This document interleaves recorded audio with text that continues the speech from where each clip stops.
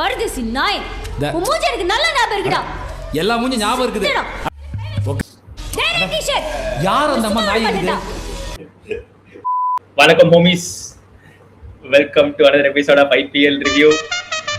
நாம எல்லாரும் சந்தோஷமா ஆட்ட போடும் போதே லாலா ஸ்டைல் இன்ட்ரோடா.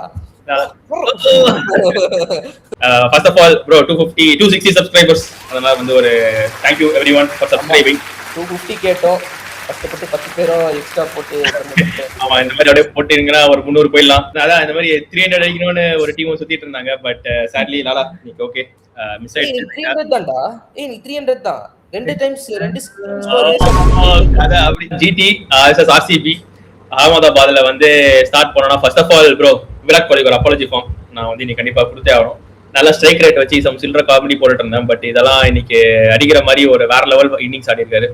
உண்மையிலே சொல்லிவிட்டு ஓவர்ல வச்சு உரிச்சிட்டான் 5 4 என்ன மலை. பட் இன்னைக்கு விராட் நல்லா ஆரம்பிச்சாரு. ஆனா அந்த எடுத்துட்டு போல நல்லா எடுத்துட்டு போயிருப்பான்னு நினைச்சேன். பட் ரொம்ப கேர்லெஸ்ஸா விக்கெட்டை விட்டாரு இன்னைக்கு. வந்து ரொம்ப ராஷான ஷாட். அவர் ஆடுறத விடுங்கடா. செகண்ட் ஹாஃப்ல பண்ணதெல்லாம் பேசணும்னா அதுக்கு வரண்டா இருக்கிறாரு. சரி, நான் மழை பெய்யுதுன்னு சொல்லிட்டு வெளியே போயிருந்தேன். அப்போ பார்த்தா பையத்துக்கு மேலே நல்லா தான் அடிச்சுட்டு இருந்தானுங்க. ஓ ரைட்ரா, இதுக்கு மேல ஒரு வகையில வருத்தமா இருந்தாலும் சரி ஜிடி அடிக்கிறானுங்கன்னு பெருமையா இருந்துச்சு எங்களுடைய பாயிண்ட்ஸ் டேபிள நம்பி.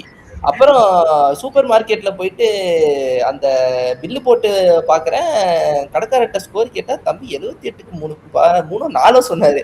பட் ஸ்டில் படிக்கல்ரா, Padikkal big shout out again.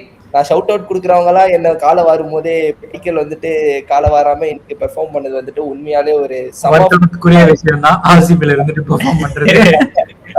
படிக்கல் வந்துட்டு உண்மையாலேயே அந்த ஒன் டவுன் பொசிஷனை வந்துட்டு ரியலாவே அழகா யூஸ் பண்றதுல கையே. அதுக்கப்புறம் சர்ஃப்ராஸ்லாம் நோட்ஸ் எடுத்துக்கோங்கடா.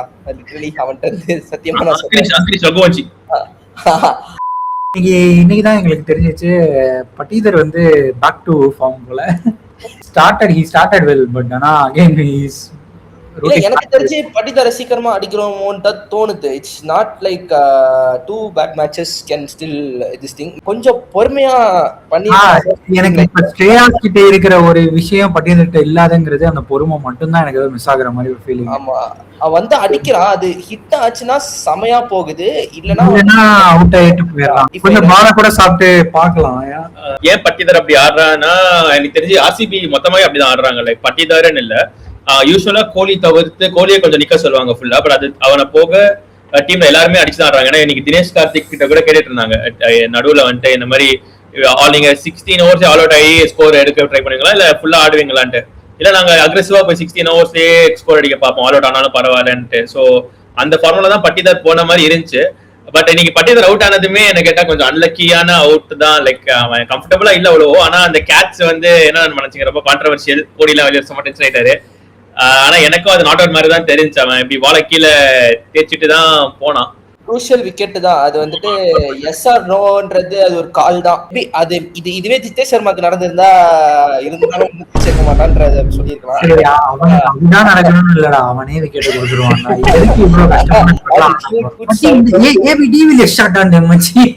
இவ்வளவு பெரிய ஒரு லெஜெண்ட் இருந்த பொசிஷன்றாரு. Shout out to Jitesh Sharma again. ஏய் என் மண்டைக்கு பின்னாடி இந்த லைட் வருவா என் லைட்டிங் மாதிரி இருக்கு பாரு. வந்து ஃபர்ஸ்ட் பார்ட் எப்படியோ ஒர்க் ஆயிடுது. I pray that the top order should fall. அத கரெக்ட்டா ஆயிருது. அதுக்கப்புறமா வந்துட்டு அவர் பண்ணாம இருக்கத பார்க்கும்போது இன்னைக்கு வந்துட்டு நான் ரஷீத் கானுடைய பவுலிங்க்கும் ஜேசன் ஹோல்டர் பவுலிங்க்கும் பெரிய ரோல்ரா. லிட்டரலி ரெண்டு பேரும் ரஷீத் கான்னா 19 ரன்ஸ் தான்டா கொடுத்தான். நிறையா போட்டான், செமையா ரஷீத் கான் போடுறதெல்லாம் பார்த்துட்டு ரஷீத் கானும் போடுறான், அப்போ எங்களுக்கு சுயேஷ் சர்மா தான் இருக்கான் போல அப்படின்னு நினைச்சேன்டா. நாங்க இந்த ஒரு அக்ரெசிவ் ஃபார்ம் போறதுக்கு காரணமே என்னன்னா எங்களோட மிடில் ஆர்டர்ஸ் வந்து இன்னும் அக்ரெசிவா இருக்குங்கிற ஐடியாலஜில தான். இப்படி பார்க்கும்போது ஜிதேஷ் சர்மாவும் பெர்ஃபார்ம் பண்ண மாட்டாரு, இங்கிட்டு கமாரியா ஷெப்பனும் பெர்ஃபார்ம் பண்ண மாட்டாருன்னா எங்களுக்கு மிடில் ஆர்டரே இல்லங்கிற மாதிரி ஆயிடுச்சு. குருணாலுமே ஆடல. குருணால் அக்ரெசிவா ஆடுவாங்க.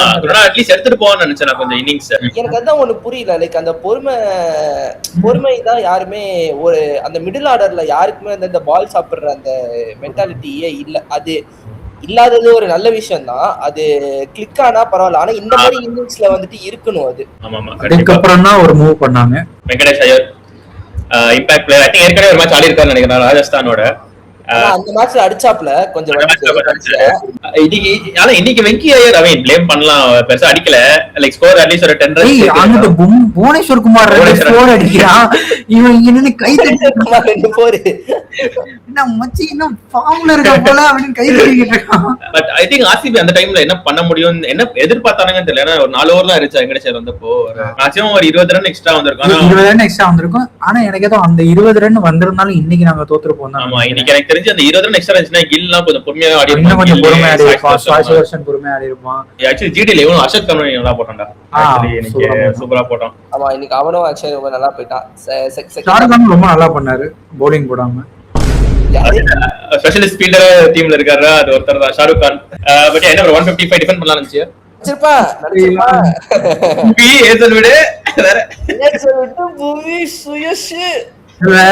இல்ல என்ன காமெடினா போன வீடியோல நான் ஒரு கேள்வி வேற கேட்டிருப்பேன்.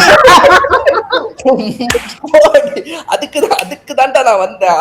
வேற வேற யாரு ரொம்ப 2026 ஐபிஎல் பவுலிங் லைன் போச்சிருக்கா. நல்ல டாபிக். நான் ரொம்ப நேரம் யோசிச்சுட்டு இருந்தேன், அதுக்கு கவுண்டர் கொடுக்க முடியாம என்ன பண்றதுன்னு. ஆனா உண்மையிலேயே ஒரு வேலிடா தான் இருந்துச்சு. எப்படி இருந்துச்சுன்னா சீ டம்மி பீஸ் போல. எவ்வளவு பெரிய ஆள் நினைச்ச நீ என்ன சீப்பான ஆளா இருக்கு.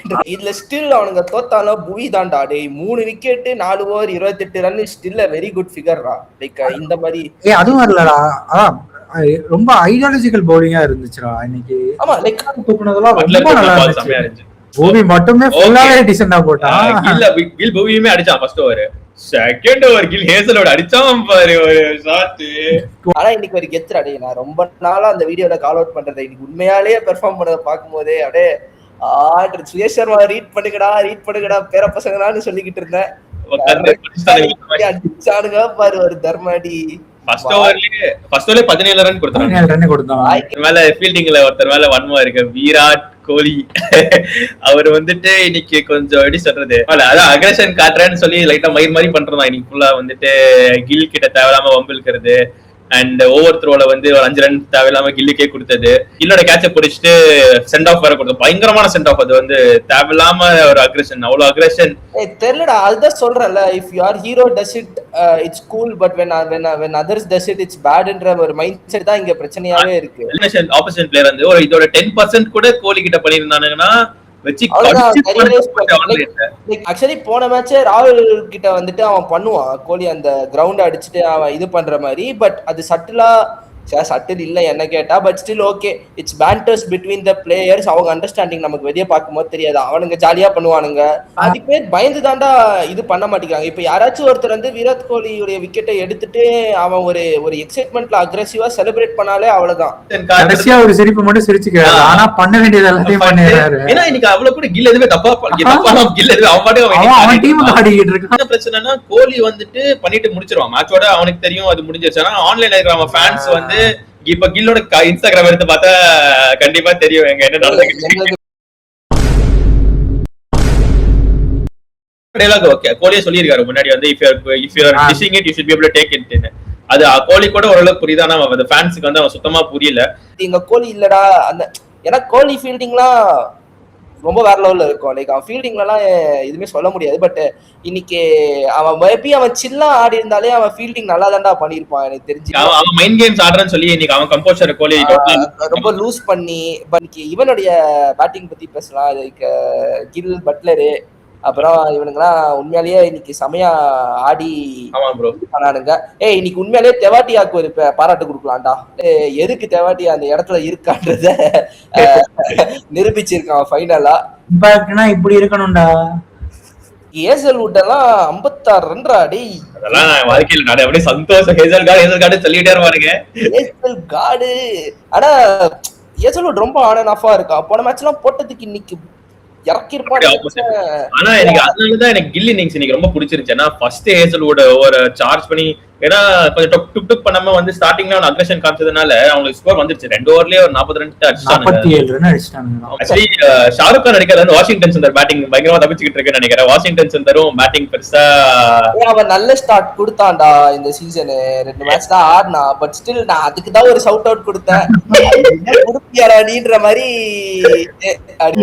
இன்னும் அவங்களோட மிடில் ஆர்டர் என்ன இதுன்னே தெரியாம இத்தனை மேட்ச் ஒரு பாதி டீம் வச்சு 5 மேட்ச் ஆமாண்டா. ஒரு 3 பேட்ஸ்மேன் ஒரு 4 பவுலர் 7 பேரை வச்சு போலிங் பத்தி என்ன பேசலாம்? யாராச்சும் நீங்க ஷவுட் அவுட் கொடுக்க விரும்புறீங்களா? மத்தபடி ரொம்ப தேசப்படி நீங்க உண்மையிலே ஷவுட் அவுட் கொடுக்கலாம். ஆக்சுவலி இதுக்கு நல்லா போட்டோம். வெளில போய் உட்கார்றாங்க. நல்லா போட்டாடா போலிங். ரெண்டு விக்கெட் எடுத்தாலே குருஷியலா. அது பவுலிங்லாம் அன்றிலே ஓல்ல. இவனுங்க விக்கெட் கொடுத்துட்டானுங்கடா. என்னடா தேவையில்லாத விக்கெட். ஆக்சுவலி தேவையில்லாத ஒரு விக்கெட். ரொம்ப தேசப்படி அவரே சொல்லிட்டு இருந்தாரு இந்த மாதிரி நான் 3 விக்கெட் எடுத்துட்டேன், சில பவுலர்லாம் 2 விக்கெட் எடுத்திருக்காங்கன்னு சொல்லி பும்ராவை சொல்லிட்டு இருந்தாரு. அப்படி இருக்கப்போ இந்த மேட்ச் 2 விக்கெட் எடுத்துட்டாரு. சில பேர் இன்னும் 2 விக்கெட்ல தான் இருக்காங்க. செகண்ட் போடுவோமா நண்பா? Okay, drum roll time. லாலா ரொம்ப எனர்ஜெட்டிக்கா அவர் கடைசியில் வச்சுக்கலாம். ஜித்தேஷ்டாடே ஆரம்பிக்கடா. முதல்ல தான் ஆரம்பிக்கடா. ஜித்தேஷ் தாண்டா. எல்லா மேட்சும் ஜித்தேஷ் தாண்டாடே. ஆடாததுக்கு சந்தோஷம்னாலும் நீ பேசின பேச்சுக்கெல்லாம் வந்துட்டு எதையாச்சும் பண்ணணும். எல்லா மேட்சுமே ஆர்சிபி எனக்கு ஆப்பர்ச்சுனிட்டி தராங்க. பட் ஸ்டில் நீ கிளிக் ஆக மாட்டேங்கிற. அண்ட் இன்னைக்கு பட்லர் கேட்ச் விட்ட பட்லர் அது ஈஸியான கேட்ச் தான். உண்மையிலே ஈஸியான கேட்ச். இந்த பாலுக்கு அப்புறம் 37 ரன் அடிப்பான்டா. அப்படி பாத்தீங்கன்னா அது கூட அப்படியே மேட்சை மாத்தி விட்டுருக்குண்டா. ஒரு பவுலரை பேட்டிங் அப்ப கொண்டு வந்துருங்க, இம்பாக்ட் பிளேயரா பவுலிங் அப்ப ஜிதேஷ் சர்மாவை கொண்டு வாங்க. கீப்பருக்காக மட்டும் அப்படின்னு நினைச்சுக்கிட்டு இருந்தேன் இவ்வளவு நாள். இன்னைக்கு அதையும் பண்ணக்கூடாதுங்கிற மாதிரி ஒரு ப்ரூவ் பண்றேன். செகண்ட் வந்து நான் கொட்டுவேன்னா டிம் டேவிட் தாண்டாடி. டிம் டேவிட் மேல எனக்கு கொட்டியே தீர்வேன்டா. லைக் லிட்டரலி அவன் ஒரு 3 மேட்சா ஸ்கேம் பண்ணிட்டு இருக்கான்டா டிம் டேவிட். இதுலயே வந்துட்டு அவன் சின்ன பசங்களோட ரோட்ல 6 அடிச்சுட்டு அந்த 6 அதுல 2 6 அவன் இங்க அடிச்சிருந்தா கூட இந்நேரத்துக்கு ஆர்சிபிக்கு வந்துட்டு ஒரு 170 ரன் வந்திருக்கும். பாராட்டு நான் இன்னைக்கு கொடுப்பேன்னா இன்னைக்கு உண்மையாலே நான் ரஷித் கார்டோடைய பவுலிங்க்கு தான்டா பாராட்டு கொடுப்பேன். உண்மையாலே அது வந்துட்டு எக்கானமி 4.75 தான்டா. 4 ஓவர் போட்டான், 19 ரன் தான் கொடுத்தான், 2 விக்கெட்ஸ். கண்ட்ரோல் பண்றது வந்துட்டு ரஷித் கான் உண்மையாலே இன்னைக்கு சூப்பரா பண்ண மாதிரி எனக்கு தோணுச்சு. நான் தெவாட்டியாக்க கொடுப்பேன்டா. தெவாட்டியா வந்துட்டு உண்மையாலே இன்னைக்கு வந்துட்டு அவனுடைய ஜாபை கரெக்டா பண்ண. படிக்கலுக்கும் வந்துட்டு usual shout out. I think வன்மோனா எனக்கு வந்து இன்னைக்கு அதே வழக்கம் போல எனக்கு கொஞ்சம் டேஸ்ட். அது போக வந்து நான் இன்னைக்கு வந்து விராட் மேல கொட்டுவேன். ஏன்னா பேட்டிங்லாம் நல்லா தான் ஆடினாரு. மெயினா அவரோட அந்த ஃபீல்ட்ல பண்ண சில இந்த விஷயத்துக்காக தான் வந்து எனக்கு கொஞ்சம் இன்னைக்கு ஏதோ தேவையில்லாம பண்றதான் தெரியுது. ஏன்னா தூங்கவே நீ RCB fans B like I think there's a very thin line between like passion, aggression and being a loose goody. அப்பப்போ அதை மறந்துடுறாருன்னு நினைக்கிறேன். அப்படிலாம் பேசாத, எவனா வந்துடா போறான். பாராட்டுறதுன்னா எனக்கு தெரிஞ்சு நான் இன்னைக்கு கில்ல பாராட்டுவேன் ப்ரோ. கில் வந்து இன்னைக்கு உண்மையாலே என்னதான் ஒரு OC4 ஓவர் த்ரோல வந்தாலும் சூப்பரா ஆடினாரு. ஸ்டார்டிங்ல அந்த பிரஷர் பில்ட் ஆகாம நல்லா எடுத்துட்டு போனான். இன்னும் வந்து ஜிதேஷ் சர்மா தான். பட் அது சொல்லி பட் இன்னொரு வன்மம் என்னன்னா எனக்கு வெங்கடேஷ் ஐயர் மேலே தான் வந்து உங்களை இம்பாக்ட் பிளேயரா நம்பி இறக்குறானுங்கன்னா அவனுங்க நம்புறது அவங்க தப்பு. நீங்களும் நம்பி பேட்டிங் பண்ண போனீங்கன்னா அது உங்க தப்பு தான். ரொட்டேட் பண்ணிக்கிட்டே இருக்காண்டா. நின்று அடிக்க ட்ரை கூட பண்ணலடா. கண்டிப்பா உன்னுடைய ரோல் என்னன்னா ஒரு 20 ரன்ஸ் அடிக்கணும். நீ ஒரு பேட்டர் வேற. நீ வந்து பவுலருக்கு ஸ்ட்ரைக்கர் ரொட்டேட் பண்ணி கொடுத்துட்டு இருந்தீங்கன்னா அப்போ உனக்கும் சிவம் துபேக்கும் என்ன வித்தியாசம்? கஷ்டமான கேட்ச் தான் இல்லன்னு சொல்லல. பட் நான் கேட்ச் விட்டான். அடிக்கிறதுன்னு ஆயிருச்சு. பாராட்டுறது வாய் வரல ப்ரோ. அவனே பாராட்டுறேன். நீ ஆர்சிபி டீமை தாண்டி பாராட்ட வேற மாட்டல. பாண்டியாக்கு ஓவர் கொடுக்கலன்னு தான் எனக்கும் புரியல. எப்படி இருந்துச்சுன்னா டேய் சுயசே பிரியா நீ எல்லாம் ஒழுங்கா ஓடி இருக்கிற மாதிரி. ஆக்சுவலி எனக்கு தெரிஞ்சு குணால் பாண்டியாக்கு 1 ஓவர் கொடுத்திருந்தா அவன் ஏதோ இடக்கு முடக்கா பண்றன்ற பேர்ல 2 விக்கெட் எடுப்பான். அடி வாங்கினாதான் வருத்தமா இருந்துச்சு ப்ரோ. The thing is இப்போ RCB has still a lot of chance. Like இப்போ அவங்க ஜெயிக்கிறது தோக்குறது is not different. But GT ஜெயிக்கிறது தோக்குறது எங்களுக்கு ரொம்ப முக்கியம். அத வந்துட்டு கரெக்டா தப்பா பண்ணிட்டாங்க. அது என்ன மிஸ் பண்றேன்னா மத்த டீம்லாம் சென்னை ஹெல்ப் பண்றாங்க. ஆனா சென்னைக்கு வந்து சென்னையே